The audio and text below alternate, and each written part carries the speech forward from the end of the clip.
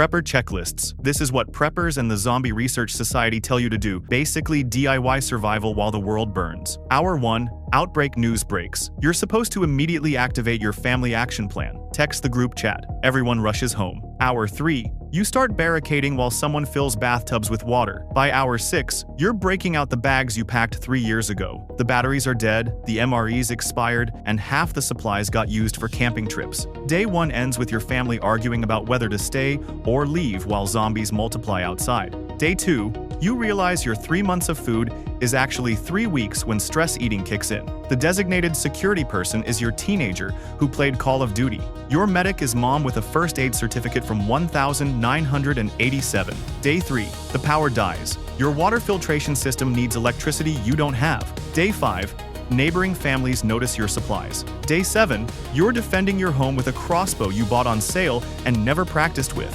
Week 2, supplies depleted, family sick from bad water, zombies everywhere, and that weekend lockdown drill you never did seems pretty important now. The harsh reality is individual plans assume everything goes perfectly. Your family members panic instead of following roles. You're basically 4 people with baseball bats pretending to be an army. At least you tried to prepare. The next real plan thinks science will save us all in time. Scientific and medical research response. The CDC, WHO, labs, and military virologists rush to identify and cure the zombie pathogen. Because nothing says urgency like peer review and clinical trials while people are getting eaten. Hour 1 of Outbreak ESL. Confused reports flood in. Scientists argue whether it's viral, bacterial, or prion-based. Hour 12. First infected samples arrive at BSL-4 labs. Day 1 ends with researchers in hazmat suits poking zombie tissue while bureaucrats demand paperwork. Day 2. Global data sharing begins. Except China says everything's fine, Russia denies access, and the US classifies findings. Day 3, genome sequencing starts. It'll take weeks. Day 5, mobile containment labs deploy to hot zones. Half the staff refuses to go, the other half gets eaten.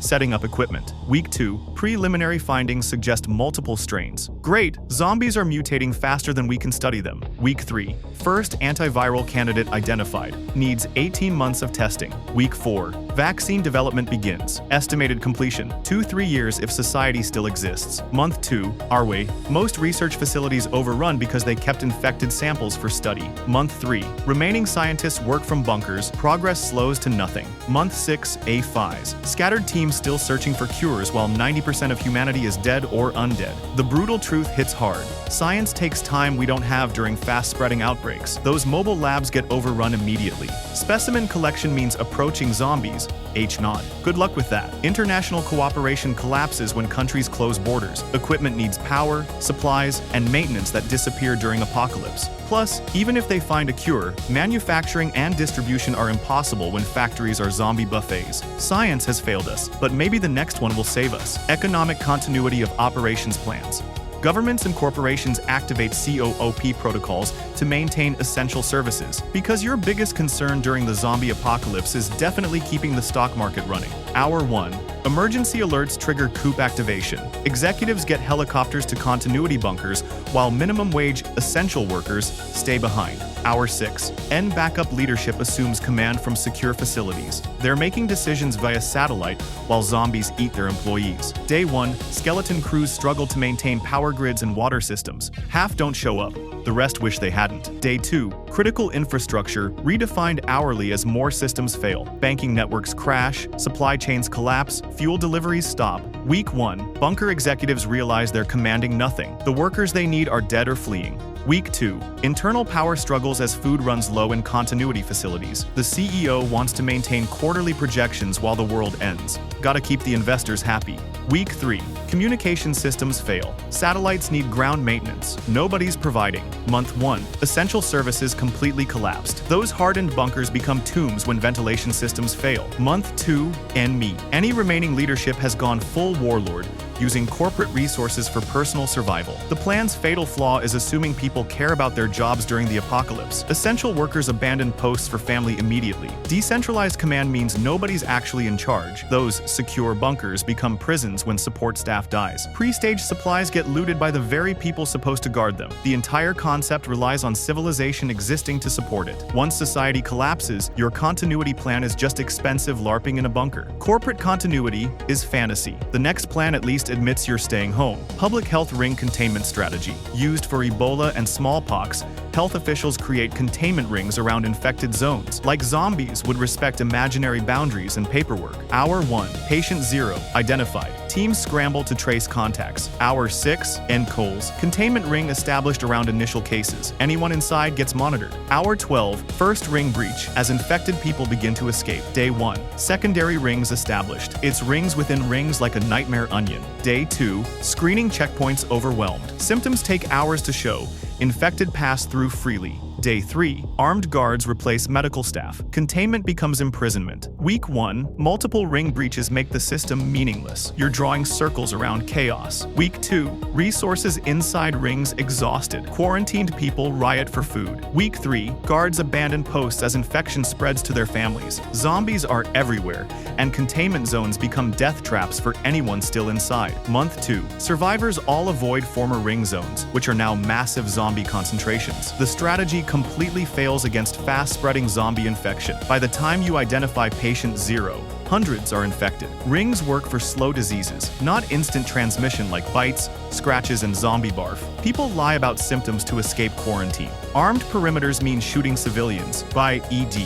Good luck maintaining that. The infrastructure needs thousands of trained personnel who don't exist. Medical containment can't handle zombie speed. But the next real-life plan brings out the military martial law and curfew implementation. The government deploys troops with shoot-on-sight orders. Hour 1 is when martial law is declared by Big Man Trump. Citizens have 2 hours to get home. Hour 3, curfew begins for all civilians. Anyone outside gets shot, whether they're zombified or not. Day 1, the military begins to establish checkpoints. Soldiers who've never seen combat suddenly decide who lives. Day 2, roadblocks create massive refugee camps, perfect zombie feeding grounds. Day 3, the troops start to realize their families are likely in danger too and begin deserting to go and rescue them. Week 1, military splits between following orders and saving loved ones. Units fragment. Week 2, supply lines to troops cut. Soldiers start requisitioning from civilians. Week 3, command structure collapses. Individual units go rogue, become warlords. Month 1, organized military response ended. Equipment abandoned or stolen. Month 2, in 1-2, former military units fight each other for resources. Civilians caught in crossfire between zombies and soldiers. Martial law assumes soldiers are robots. They're not. They abandon posts when families are threatened. Shoot on sight creates more enemies than zombies. Checkpoints become death traps when infection breaks out. Heavy enforcement causes civilian uprising,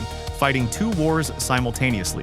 Drone surveillance means nothing when operators are eaten. Armored vehicles run out of fuel with no resupply. The military that could save us becomes another threat to survive. Democracy dies faster than the infected. The military force failed. The next plan tries international cooperation instead. WHO pandemic protocols. The World Health Organization coordinates global response because international cooperation works so well when everyone's dying. Hour 1, 4, WHO issues outbreak alert. Half the world ignores it as fake news. Hour 12. Emergency committee convenes via video call. They argue about terminology while people die. Day 1.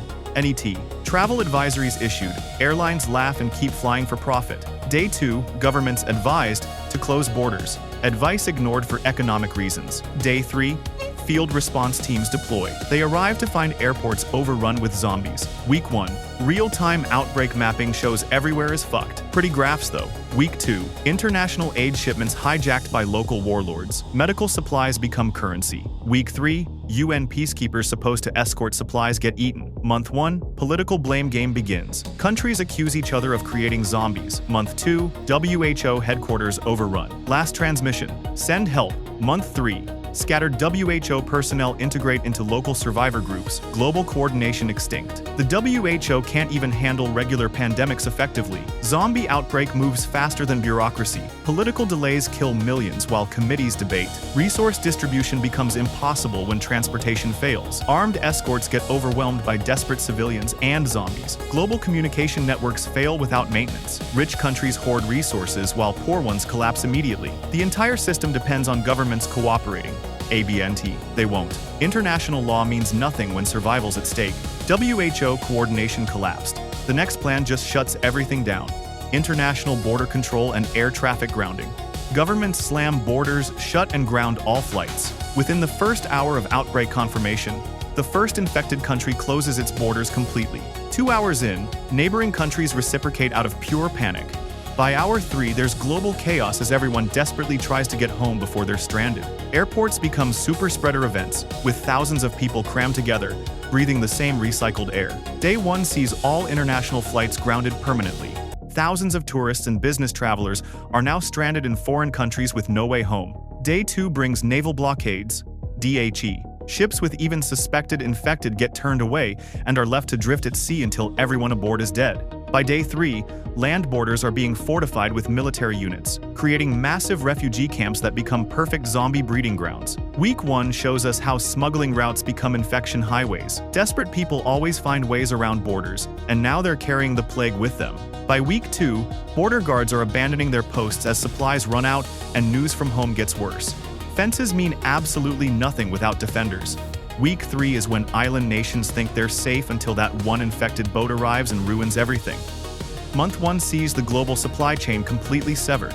Countries that import food are starving. Those that need oil are freezing.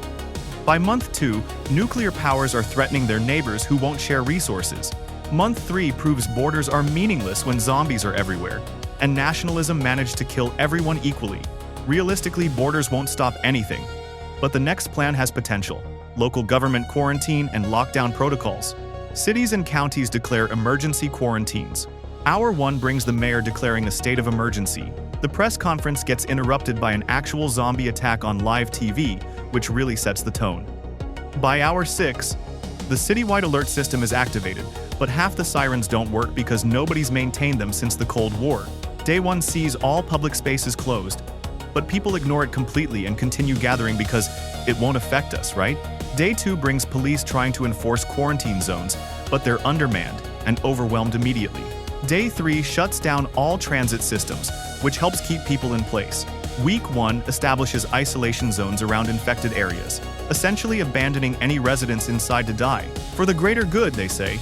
Week 2 sees the reverse 911 system trying to update citizens, but the power grid failure makes it completely useless. By week 3, local government officials have fled to personal bunkers or summer homes, leaving city services completely unmanned.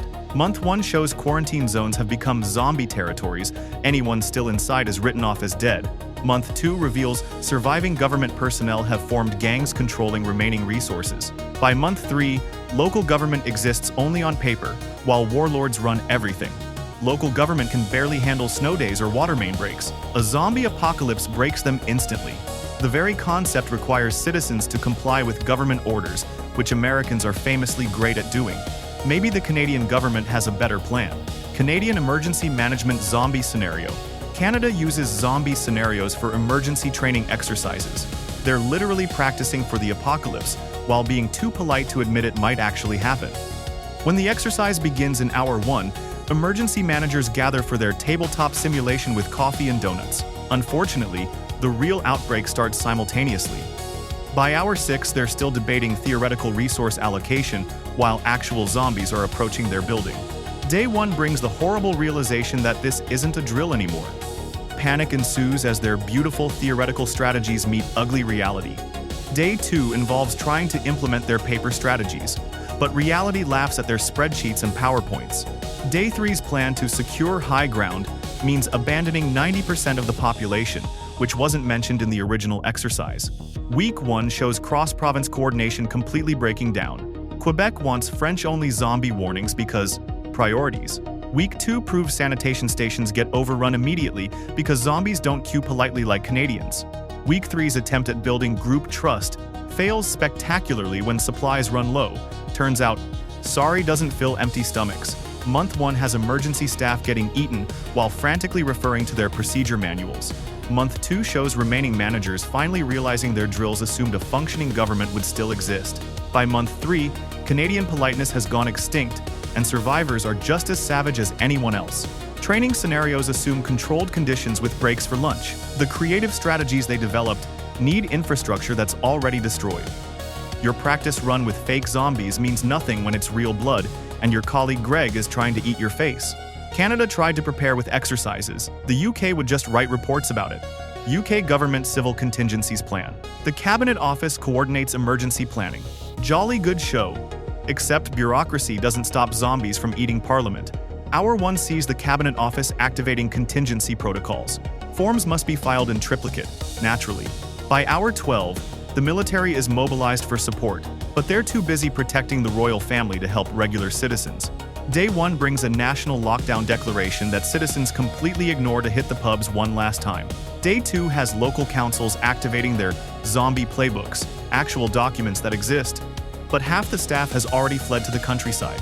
Day 3 brings code word communications beginning, but Operation Tea Time means nothing when all the radios are dead. Week 1 shows attempts to maintain civil authority collapsing as zombies overrun London. Westminster falls. Big Ben's last chime is at 3:47 p.m. Week 2 brings reconstruction planning beginning while the country is still actively burning. Ever bit premature, lads. Week 3's supply chain analysis reveals what everyone already knows. Everything's completely fucked. Brilliant deduction from the think tanks. Month 1 makes GDP calculations meaningless because there's no economy to measure. Month 2 has remaining government officials holding territory like medieval lords, which is ironically appropriate for Britain. Month 3 proves the United Kingdom is neither united nor a kingdom anymore. The entire plan assumes civil society continues existing. The infrastructure rebuilding plans need workers, but they're all dead. Parliament can't debate zombies into submission, though they'd probably try. At least all their knives might finally be useful. Police force tactical response. Law enforcement uses crowd control and riot protocols against zombies, because tear gas and rubber bullets definitely work on the undead. Hour 1 has first responders arriving at attack scenes. Half get bitten immediately while trying to assist victims who are actually zombies. By Hour 6, SWAT deploys in full riot gear with shields and batons. Zombies don't care about your intimidation tactics. Day 1 brings secure perimeters being established, which zombies simply walk through because they don't understand stop or I'll shoot. Day 2 sees checkpoints and blockades set up everywhere, but officers abandon posts the second they hear their families are threatened. Day 3 proves crowd control tactics fail spectacularly when you order zombies to disperse and they just keep shambling forward.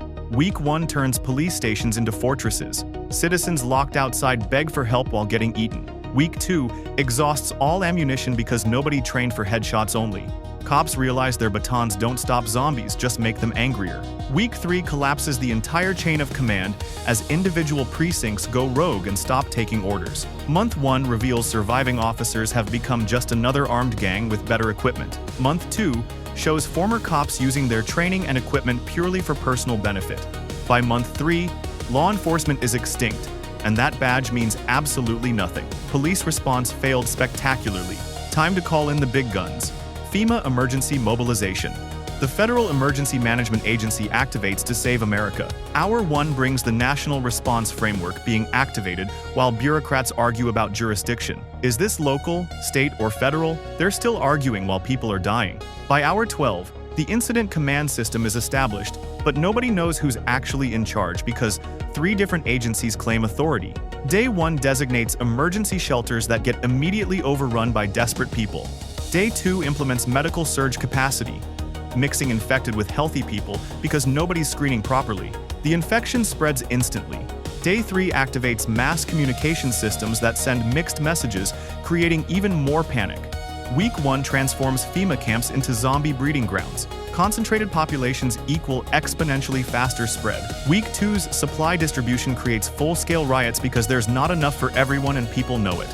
Week 3 breaks down all coordination with the military because they have completely different priorities and refuse to share resources. Month 1 collapses all temporary infrastructure as generators fail, sanitation breaks, and disease spreads faster than zombies. Month 2 has FEMA personnel either integrated into military remnants or dead. There's no in-between. Month 3 shows the agency exists only in scattered bunkers where officials are still arguing about proper forms and procedures. FEMA can't handle regular hurricanes that they can see coming days in advance. A sudden zombie apocalypse breaks them instantly. Emergency shelters become death traps when you pack thousands of people together. Mass gatherings spread infection exponentially. It's literally the worst thing you could do. Resource distribution requires order and patience that doesn't exist when people are starving.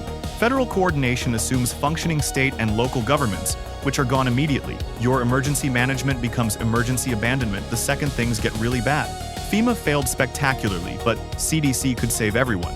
CDC Preparedness 101 Zombie Apocalypse. The CDC created zombie preparedness guides to promote emergency readiness. Cute graphics and catchy slogans won't stop zombies from eating your face, but thanks for trying. Hour 1 has citizens frantically checking the CDC website for guidance. The servers crashed immediately from traffic. Day 1 proves their emergency kit recommendations are completely useless. That whistle won't stop zombies, and those 3 days of water won't last when the apocalypse is permanent. Day 2 shows evacuation plans failing catastrophically when everyone uses the same routes, creating massive traffic jams. Day 3 reveals family communication plans are worthless when all infrastructure dies and phones become expensive paperweights. Week 1 is when people realize CDC advice assumes functioning society will be restored. It won't. Week 2 makes hygiene and sanitation impossible without water systems, despite what the colorful infographic suggests. Month 1 has survivors bitter that the CDC focused on viral marketing publicity stunts instead of actual containment protocols. Month 2 reveals former CDC facilities have become zombie hives because they stored infected samples for research. Month 3 shows scattered CDC personnel finally realizing their preparedness campaign prepared nobody for actual apocalypse. The colorful infographics make decent toilet paper though, so that's something. The entire campaign was marketing, not survival planning. Emergency kits assume temporary disaster, not the permanent end of civilization. Evacuation plans need somewhere safe to evacuate to.p. There isn't anywhere. Communication plans require working phones and internet that won't exist. The advice mirrors hurricane prep. But zombies aren't hurricanes that pass in a few days. Making preparedness fun and engaging diminished serious planning. Resources spent on viral marketing could have funded actual research or containment protocols. The campaign succeeded in getting social media shares, but failed in providing realistic survival guidance. Your zombie preparedness is a joke that stopped being funny when people started dying. The CDC might be cooked, but surely USA military will save us all. USA Military Conplan 8888. This is the only real and official military zombie response plan. U.S. Strategic Command created detailed protocols for zombie warfare. This is real. The military literally has a zombie plan, and it's simultaneously the best and most insane thing ever created. Phase 0 DTER has military intelligence monitoring for zombie indicators worldwide. Satellites are literally watching for shambling hordes. The moment an outbreak is confirmed, Conplan gets activated. DEFCON changes, nuclear forces go on alert, and things get real very fast. Phase 1 SEAS initiative begins with rapid deployment of combat units to critical infrastructure. Special forces teams are sent to eliminate patient zeros while there's still hope. Day 1 establishes perimeters around major cities with artillery positioned for area denial operations. Military speak for bombing civilians. Day 2 brings nationwide martial law. The Constitution is suspended, military controls everything, and democracy is officially on pause. Phase 2 Dominate starts week 1 with direct engagement of zombie concentrations. We're talking combined arms operations, AC tank battalions crushing hordes, Apache helicopters strafing infected zones, AC 130 gunships turning entire city blocks into parking lots. Week 2 authorizes tactical nuclear weapons for major infestations. Goodbye New York, Los Angeles, Chicago, FTT, you had a good run. Week 3 deploys biological weapons because fighting zombies with weaponized diseases isn't ironic at all. Month 1 brings strategic bombing of all populated areas. The cure for zombies is apparently eliminating all human life. Phase 3 Stabilize has the military establishing fortress zones for survivors under strict quarantine and military justice. Democracy is dead, but at least some humans aren't. Phase 4 Restore Rebuild civilization under permanent military control. The zombie threat justified ending freedom forever, and Strategic Command becomes humanity's permanent ruling authority. Conplan 8888 works by destroying everything to save it. The military solution is killing everyone who might be infected. UTA, which is basically everyone. Nuclear weapons might create radiation zombies, making everything worse. The plan assumes perfect military cohesion while soldiers' families are dying. Those fortress zones become military dictatorships where rights don't exist. The restoration phase is just permanent martial law with extra steps. The plan succeeds by ending civilization to stop zombies. Victory looks exactly like defeat. But here's the terrifying part. This is actually the best plan. Total military dominance at least preserves SOME humans. Every other plan fails from wishful thinking and bureaucracy. Con Plan 8888 succeeds through absolute brutality. The military doesn't pretend democracy survives zombie apocalypse. They're probably right. If you enjoyed this video and want to see every fortification you should and shouldn't do in a zombie apocalypse, click the video on screen.